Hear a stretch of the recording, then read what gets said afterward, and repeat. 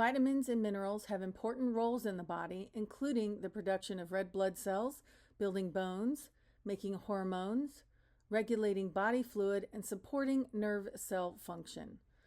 Vitamin and mineral deficiencies can increase risk for health problems like anemias, heart diseases, cancers, and osteoporosis. Supplements of vitamins and minerals can help prevent multiple health conditions. The first vitamin that we're discussing is iron, also known as ferrous sulfate, which is one of your drug cards for this week. Iron is needed for red blood cell development and oxygen transport to cells. It's needed for kids to grow during pregnancy and if there's blood loss. Iron is poorly absorbed by the body, so we have to take in relatively large amounts orally to increase our hemoglobin and hematocrit levels. Iron also helps to prevent anemia.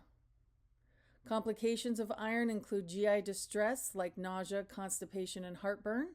We can give this vitamin with foods, but it reduces the absorption, but sometimes is needed for that GI distress. It's also normal for stools to turn dark green or black when taking iron supplements. In liquid form, iron can cause teeth staining. So if someone is taking iron in a liquid form, they need to dilute the vitamin with water or juice. They need to drink it through a straw and rinse their mouth out after swallowing to prevent the teeth yellowing. Fatal iron toxicity can occur in children when an overdose of iron is ingested.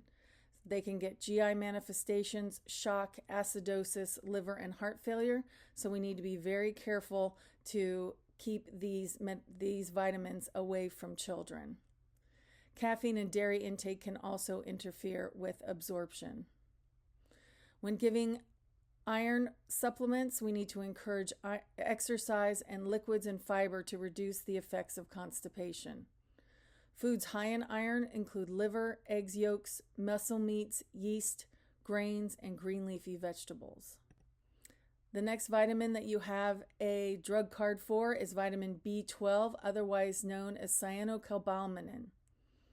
The purpose of B12, it's necessary to convert folic acid from inactive to active form. So without B12, folic acid cannot be converted. Deficiencies of B12 can lead to anemia and cause dysrhythmias and heart failure. B12 deficiency affects all blood cells produced in the bone marrow. A key manifestation of B12 deficiency is a beefy red tongue. You can also get pallor and neuropathy. Complications of B12 deficiency include hypokalemia secondary to the increased red blood cell production effects of B12. We also have to monitor the potassium levels for signs and symptoms of that hypokalemia, which would include muscle weakness, irregular cardiac rhythms, etc. Taking B12 can also mask a folic acid deficiency, so we want to make sure that we are giving a folic acid supplement at the same time as we are giving a B12 so that they don't counteract each other. Finally, folic acid is another one of your drug cards. This vitamin is essential in the production of DNA in fetuses and the creation of red blood cells, white blood cells, and platelets.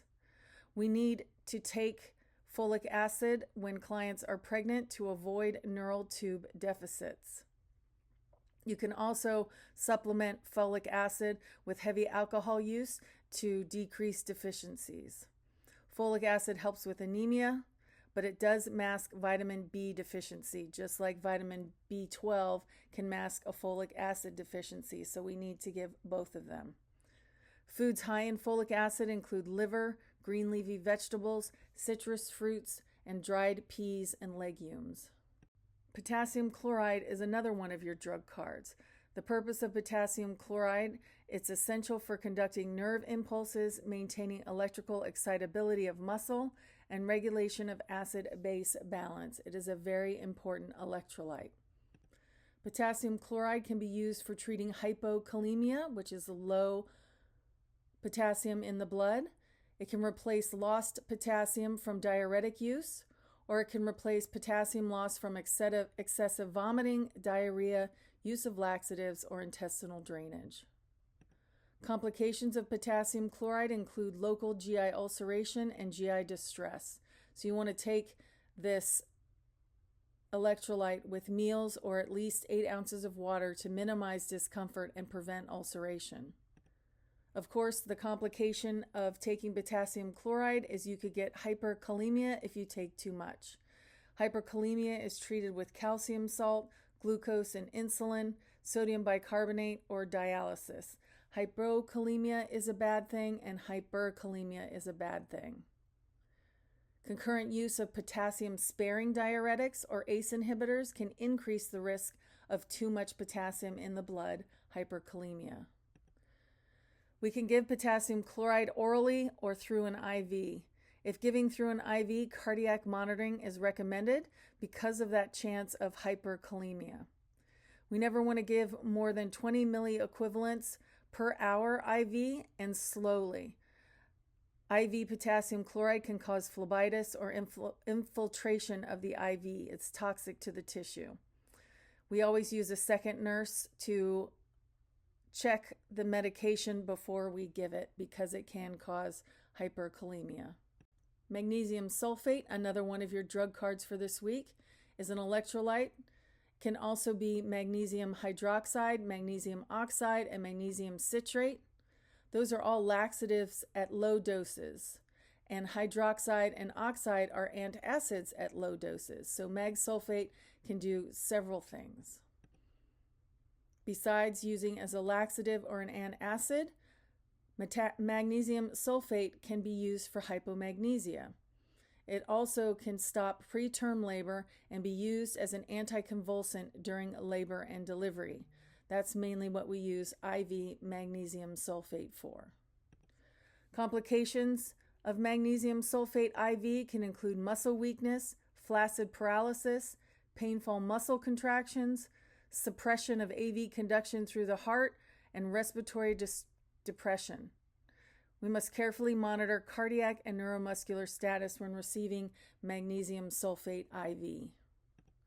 If we have magnesium sulfate toxicity, calcium gluconate is the antidote.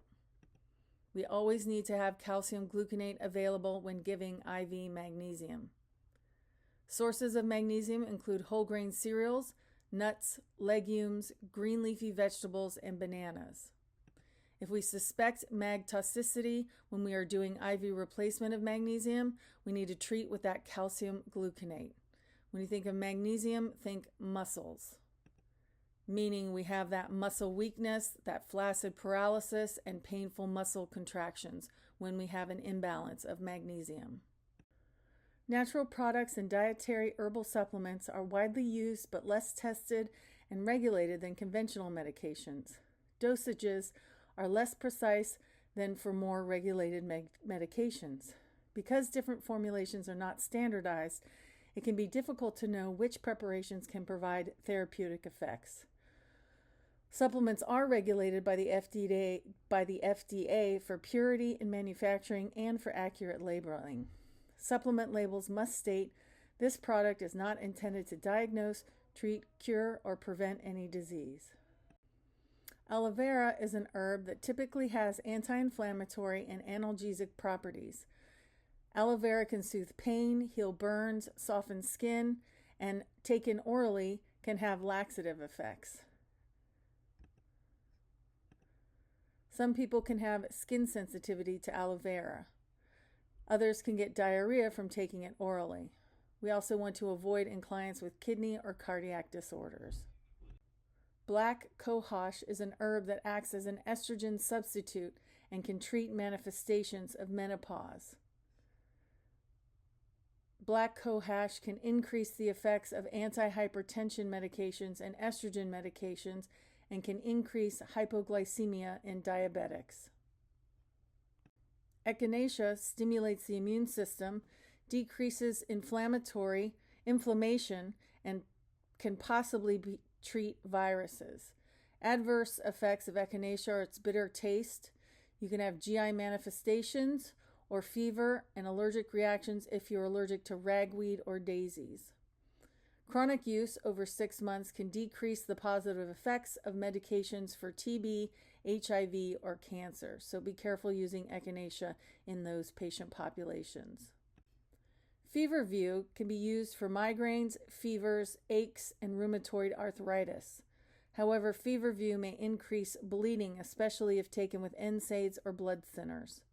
Feverview is contraindicated in pregnancy and breastfeeding. Garlic can be used for heart health, such as for hypertension or HDL. It can also be used for the common cold. It's a natural blood thinner. Complications: the raw form can cause skin irritation, and the whole form can cause GI upset when taken orally. Ginger root is used to treat nausea and can also help boost immunity. People taking ginger root may have increased bleeding, so you have to be careful. They also may have low blood sugar because ginger root increases insulin levels. Ginkgo biloba can cause vasodilation, which can improve artery disease and lower our blood pressure. Ginkgo biloba can improve peripheral artery disease pain. However, it also has a bleeding risk and is contraindicated for seizure disorders.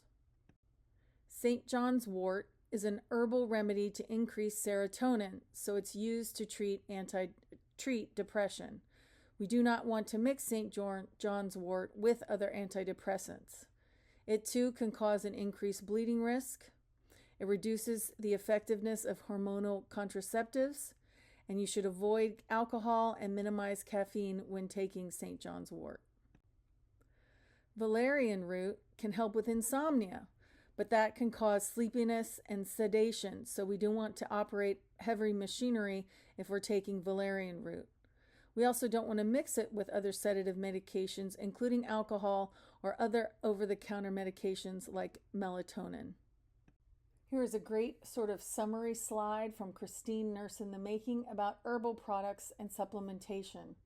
Because herbal products can alter medication function, therapeutic effect, and absorption, leading to unwanted outcomes or negative side effects. That's why we always have to ask our patients what kind of over-the-counter herbal supplements or vitamins they are taking. I like this because it shows that St. John's wort has interactions with statins, anticoagulants, digoxin, antidepressants, and warfarin, otherwise known as Coumadin. So it can cause problems for the heart and it can cause problems with bleeding. Side effects of St. John's wort, like we said, could be hypertension and serotonin syndrome when taken with other antidepressants, and it decreases the effect of warfarin, so it decreases the effect of blood thinners. It's used to treat depression and anxiety. I like that they grouped the G's together: ginkgo biloba, garlic, ginger, and ginseng, because those can interact with anticoagulants and antiplatelets. They can interact with that warfarin, that Coumadin, that blood thinner. So when you take any of those, you could have the side effect of a risk for bleeding. Ginkgo biloba helps to improve memory and has an antioxidant effect. Garlic and ginger help to relieve nausea and has detoxifying effects. And ginseng can help boost the immune system and improve your mental performance. This talks about saw palmetto, which can be used to treat BPH, benign prostatic hyperplasia, but it also interacts with anticoagulants and antiplatelets, and it can also increase your risk for bleeding.